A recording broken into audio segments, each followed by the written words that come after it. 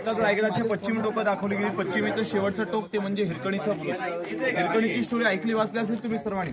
रायगडाच्या इतिहासाला प्रेरणा देणारी गोष्ट ती म्हणजे हिरकणी नावाची गवळ. एक कविता होती हिरकणीची चौथीला, गोपणारी हिरकणी गडा गेली दूध घालून परत निघाल. पाठ्यपुस्तक बदल धड्यात रूपांतर झालं.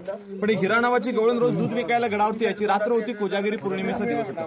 गडावरती साळवाप्रमाणे नियमानुसार ते नगाडे वाजले आणि किल्ल्याचं महाद्वार बंद झालं. माऊली वाड्या वाजता होती. दूध विकताना क्षणामध्ये विसावली गेली आणि जर 6 महिन्याचं बाळ गडाच्या पायथ्याशी होती. गडावरती दूध विकत आणि काही क्षणांत तिच्या ध्यानी आलं. त्या धावत पडत त्या गडाच्या महादरवाजाशी गेली. सरदार चांगोजी गडकर होते आणि विनंती करू लागली की माझं छोटं बाळ आहे, त्याला दूध पाजणं फार गरजेचं आहे. पण त्या चांगोजी गडकरांना शिवरायांची आज्ञा नव्हती.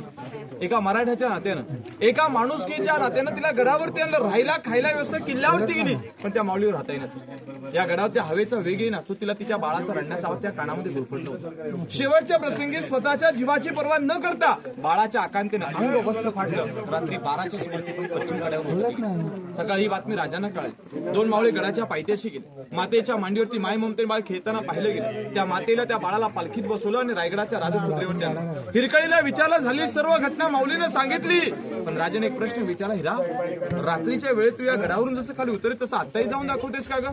माऊली एका रडक्या अवस्थेत एवढंच म्हणाली, राज अहोरात्री जात असताना त्या पाऊलवाटी समोर फक्त माझं बाळ दिसतंय, पण आता जर तुला दरे दिसराचं जाऊ शकत नाही. अहो साहेब भरले ते डोळे माऊलीनं पुसले.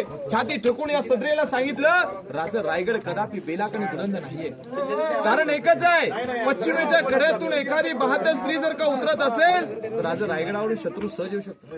त्वरित पश्चिमेला पाठवलं तर थोडा तासला तिथे एक बुरुज बांधला आणि आजपासून त्या बुरुजाचं नाव हिरकणीचं बुरुज. बोला छत्रपती श्री शिवाजी महाराज की जय.